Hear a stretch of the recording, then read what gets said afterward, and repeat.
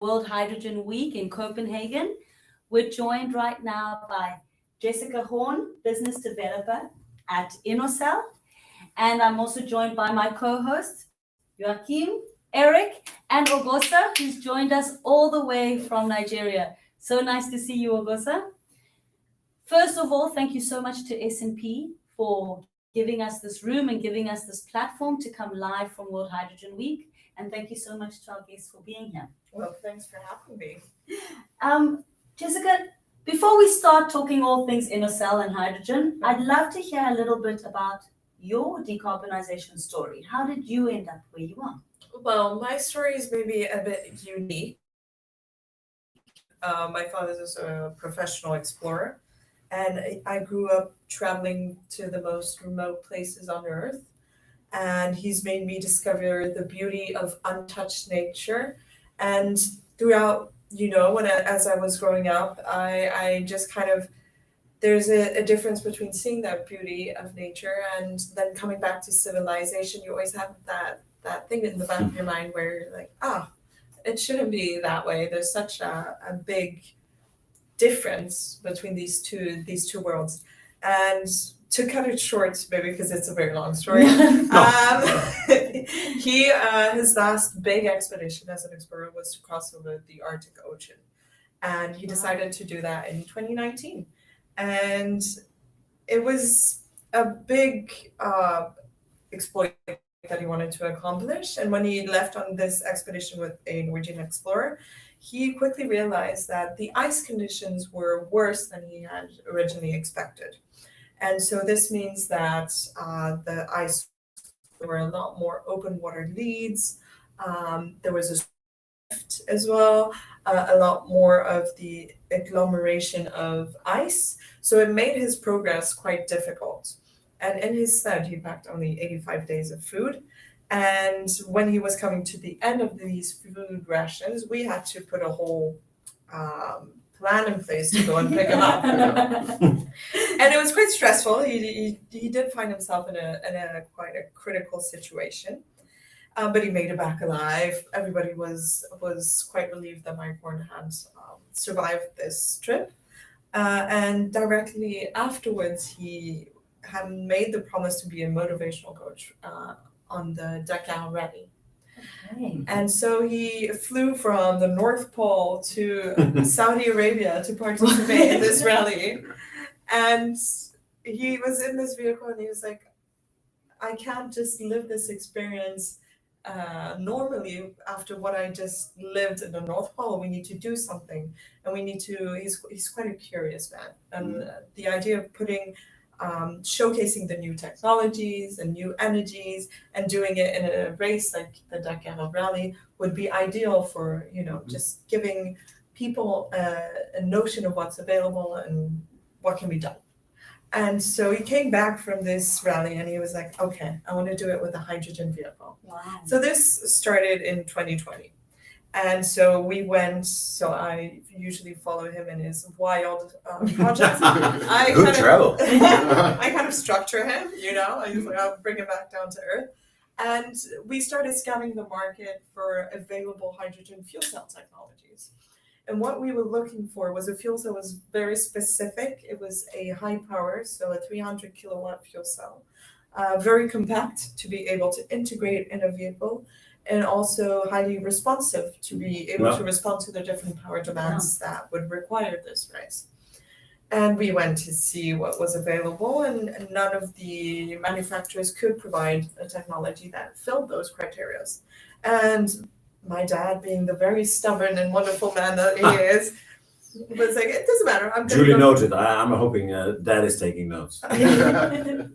He is. I'm like him, so that's just confirm. And so we decided to turn to the CEA, which is the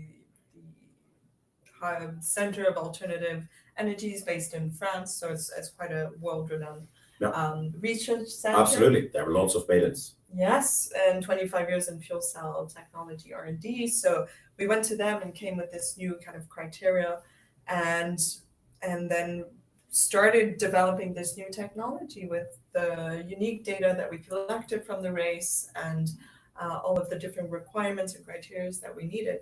And basically during this development, like giving you the whole story of INOCEL. That's I was part of it's my journey. It's very cool. Please do go on. And you have our and all the listeners' attention. So cool. Fantastic. Okay, I'll keep going. And so we quickly realized, or the researchers realized, that they were developing something that was more performant than what was available on the market, and we just kind of realized that we couldn't just do a Dakar anymore. We're like, we have to do more. This can be an industrial project. We can really come and play a small role in decarbonizing the industry and mobility, and all of a sudden we were on a different mission. And so that's how it all started. Wow. And my dad he's an explorer. Like, he's great at embarking and getting people to join him on the wildest adventures. And he found the co-founder of INOCEL to come and see our technology. And he was like, okay, we've got something. We got to do something about it. And that's how it all started for me. That was the creation of INOCEL back in 2022. So cool that you're still also working there. I remember, I think we met shortly after. I was working for strategy consultant, and I got called like, oh, you have to go see this really promising small scale up, and bunch of people kind of got together. There is an explorer, a French entrepreneur, and former executives from car industry, and Eric, you should go there and present them. What do you think hydrogen future is? So I remember and you were there. We did like in this some restaurant or somewhere in Germany. We just like did this workshop, and then we all went on a photo together. Mm-hmm. And it was like 1.5 hour after kind of workshop, and I asked you just to kind of put the thumbs up, all of you, if you thought that hydrogen was promising, or down. And I remember that all this, let's say, German and French car executives, and your father and you, and the French entrepreneur, co-founder, and a few others, you all put the thumbs up. You were very positive. Mm-hmm.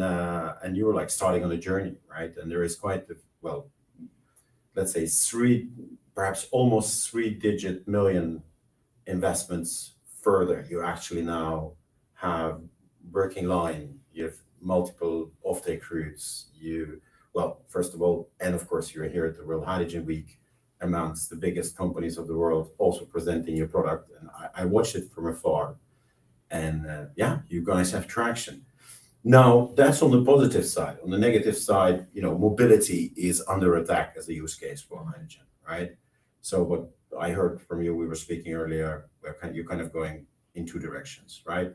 Standard applications, but also in mobility.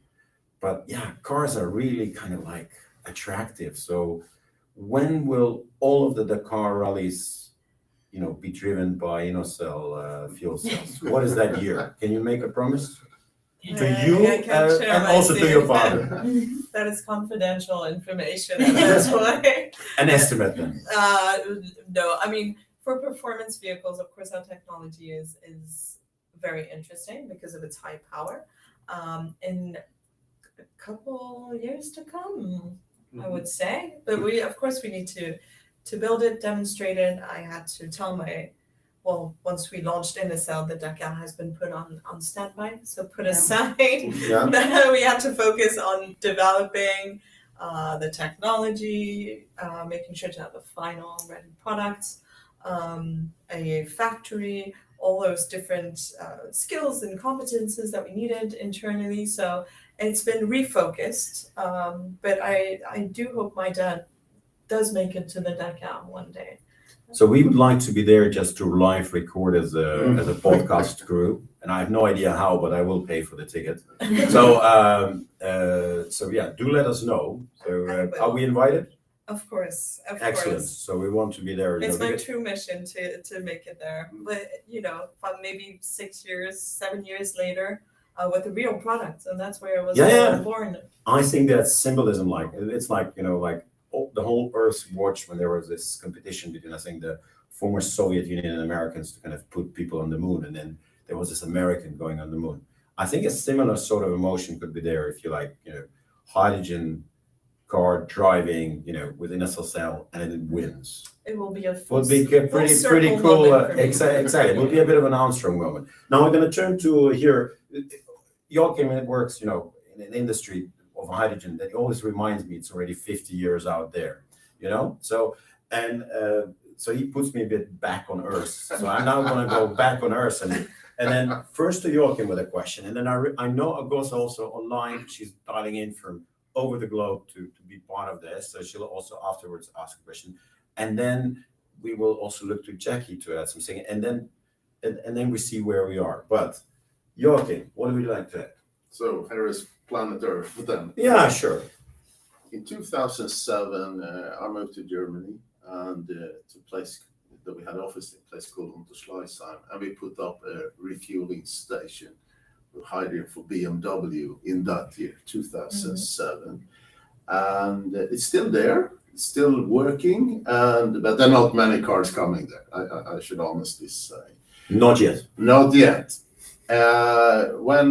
When I look out in the world and mobility and so on, I have certain discussions on mobility. I had a few weeks ago related to a big mining company. They were very interested in using hydrogen at one of their big sites and will probably go testing this kind of things. That seems to be an area. However, back to Unterschleißheim, not much happening there. So what's different here from your perspective to what I have observed? So I believe that the difference really lies in, we've learned a lot with hydrogen over the past years, and we really understood the niche sectors where it has a role to play. Oftentimes, hydrogen is still quite abstract for many people. They compare it to technologies such as batteries, and it's not the same. And I believe that maybe for hydrogen, the main applications where for mobility would be heavy duty applications. So when we're looking, like you said, mining equipment, construction equipment, trucks, buses, whereas for lightweight vehicles, batteries are just fine. They do the job, they have a better efficiency. So it's really about understanding the role of each energy source and targeting those key sectors that need to be decarbonized. So of course, mining is a key sector for hydrogen or technology providers such as us. Beautiful. I agree 100%. Great. Oghosa, over to you. Yeah, so mic check. Oh, thank you so much, Jessica, for joining the show. So I think just your story was so phenomenal to hear. I was not expecting that at all. And if your dad is giving out autographs, we are on the queue for those, just in case, just a heads up. But my question is around first. So I'm not sure you've been seeing a lot of announcements lately on people doing things for the first time. I mean, with what's happening with the race with the hydrogen fuel cell car. What's your take on, I guess you could say this is confidential, or what have you seen that has inspired an idea for more first in the global space for hydrogen? So I'm in Lagos, Nigeria right now, and this past weekend we just completed the first E1 Grand Prix, so the EP race, and it's just came from Croatia. And so this water boat race, and it happens this Will Smith has got a team, Drogba has got a team, Brandon's got a team. I never heard of this water sport before, and they used all entirely electric vehicles, electric boat races. Do you see a future for that with hydrogen? And also, besides the normal heavy duty trucks, what other new technologies are we seeing, or should we start expecting from not just Intel, but also for other sectors or technology producers that are inspiring you right now, or inspiring your dad actually? Yeah, because we need to follow what he's saying. Well, you did mention the E1 events. I guess I can not talk with expertise about other technologies, but if we take that ecosystem as an example for hydrogen and the role that hydrogen can play in those events or in that context. So of course you could have the hydrogen vessels. So like in INOCEL, we have a speedboat which goes up to 50 knots. So we've integrated our solution into a complete propulsion chain for the vessel. So that could be one of the applications. Another application where this is more my business unit, so on the stationary power generation, you can have hydrogen generators, so with hydrogen fuel cell technologies, which could power the events. So if you would need to the lighting for the screens for any power supply on the event. So that's another part which could be decarbonized. Then if we're looking at the ports, so for the onshore power supply of the different vessels. So for example, this is more generally in the port ecosystem. So an application for which we're getting a lot of question and interest from is for onshore power supply, and that is because of the new rules and regulations. And you maybe have something to add upon that, which will restrict the running diesel engines once you're at ports. So those are again another application that could be targeted. So if you take an event or take an ecosystem such as a port or an event, there are multiple applications where hydrogen can play a role. And at first, if you don't know about the technology and what it can provide, you're not familiar with that. And so it's quite interesting to take key sectors. So you mentioned events, that's a priority market for us. It's one of the main mobile power supply, which we can provide with our generators.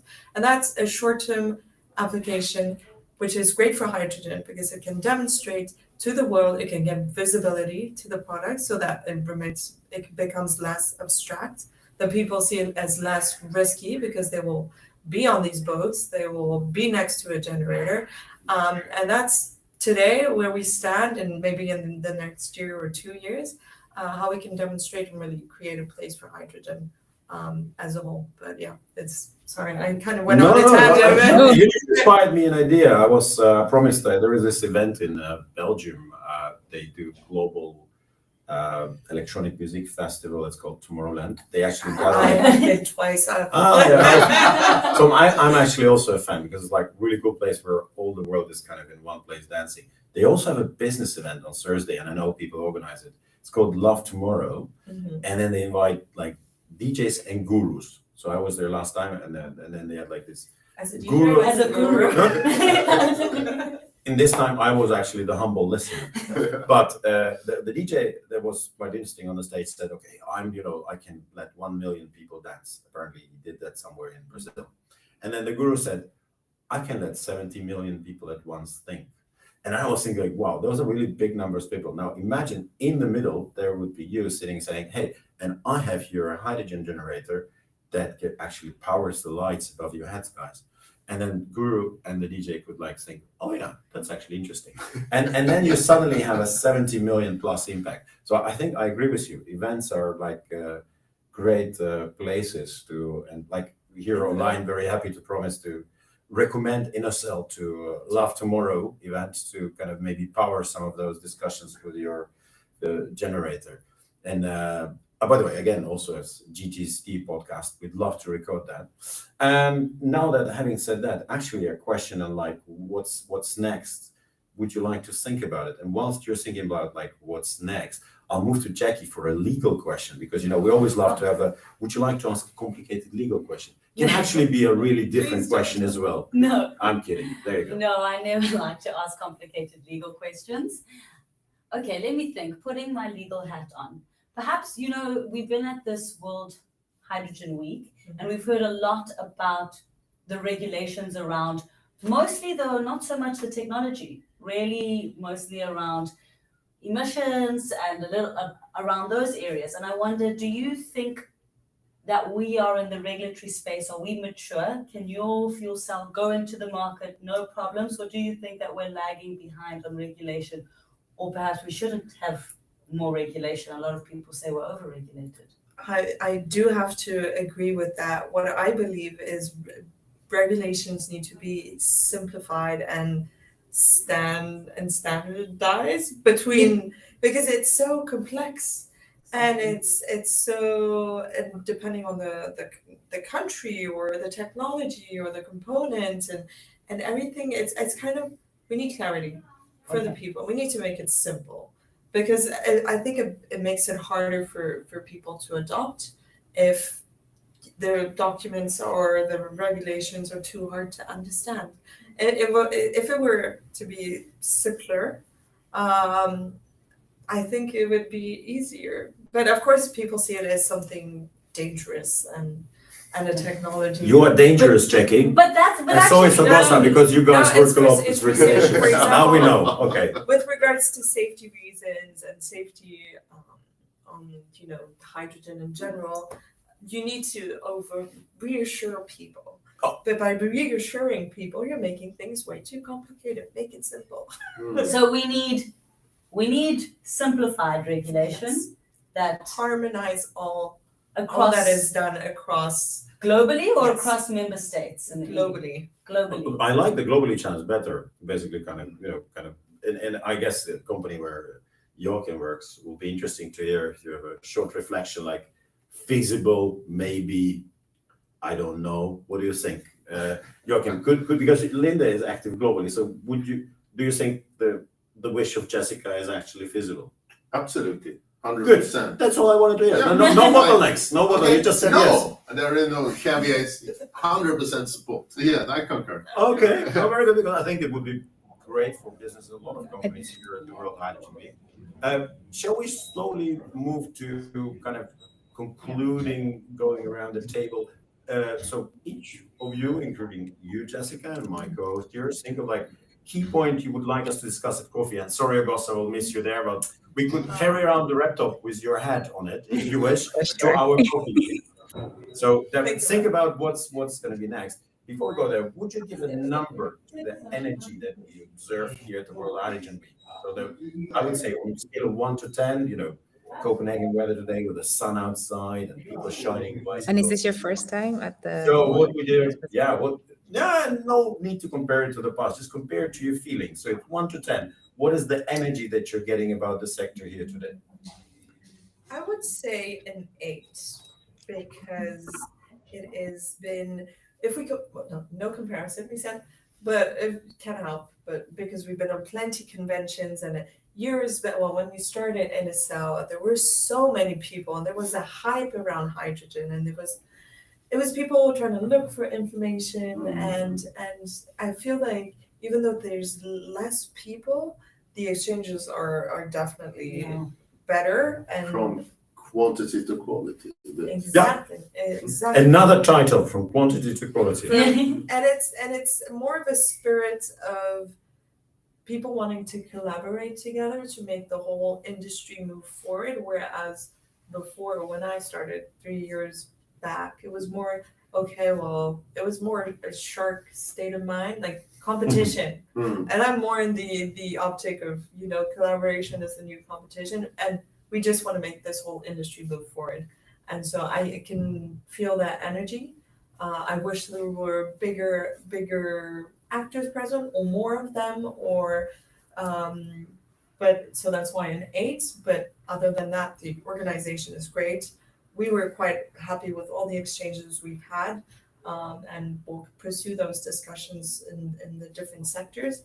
And so quite positive of these two. And it was beautiful and sunny today. So it helps, right? We talked about that. It put people on a good mood. People came in with a smile and not drenched and with rain or whatever. So it's definitely changed the dynamic. And then you have exchanges with wonderful people like you. So, thank you. Oh. Okay, Oghosa, final kind of coffee thought. We start with you, then to Jackie, then to Joachim, me, and then we finish. Oghosa. Sure. So I like the conversation we've just had about taking hydrogen into like the public domain, like events. And I'm looking forward to just how more, not just events, but I'm seeing concert owners. I think Coldplay 2 years ago said that they were trying to make their events as sustainable as possible. And I think like even just engaging with the entertainment industry and events is a really good way to like almost secure what we're pushing for. So I'm excited to see that, and I'm excited to obviously like follow your footsteps and see where you get up to. But I think we need to take the conversations from us to everybody, and that's one thing we're excited about as well. 100%. I agree with you. I follow you on that opinion. I think I take 2 things away from the conversation today. First, from both conversations that we've had today, I really have a sense of optimism. I think that sometimes when you go into events, people can get a bit pessimistic. And I agree. I read something the other day where it said the tourists have left, the hydrogen marketplace. And that's what your Sad comment reminded me about, And then also this idea that necessity really is the mother of invention. And let's not, just how INOCEL came to be, let's not forget that there are use cases for hydrogen. This isn't something, there is a use for it. It is being used, and there are spaces where that is needed as a decarbonization tool as well. And so let's not lose sight of that and get lost in all the weeds. And then, of course, simpler regulations. Yeah. Ooh, she got you there. Okay. Joachim. Right. 2 words. Confirmation is the first one. You're confirming that it's about the plurality of it. There are, no silver bullets. There are areas where this stuff works. There are areas where other things work. There is I talk about transitions, right? There are a lot of transitions going on, and you plug into the niches. So you confirm that to me, it's a confirmation of what we have seen going on. So this is a concrete example. And the other one, inspiration. Of course, it's extremely inspiring to hear the story and how you're moving forward. And we love to be there in Dakar. Yeah. Thank you, Jesse. So, yeah, I'm just super inspired. Those are 2 words. I always like founding stories, and it's so cool to see you in this company today here at the World Hydrogen Week, kind of remembering that it's just kind of started and just with a bit of ideas, and now it's just a real company growing. So whenever you guys are gonna have an IPO, I'm gonna buy shares. So I already have 50 shares in the hydrogen market, and by the way, my index is up. So you just need to know what to buy. But I would definitely bet on your company. So, and now your final thoughts. Oh, that's maybe it's more with regards to this context. Of course, for hydrogen, it's all about working, collaboration, pacing with regularity and integrity. Let's educate. It's the transmission. It's about moments like these where you share your knowledge, your experience, and I think that is what I'm going to walk out of this place with. Is it's going to be work, but at least people like you are doing it, and we're here to make it happen as well in the field. So that's it. Super good. Wonderful. Thanks a lot. Let's have a round of applause, and then I'm going to try and push. We're out of air, but this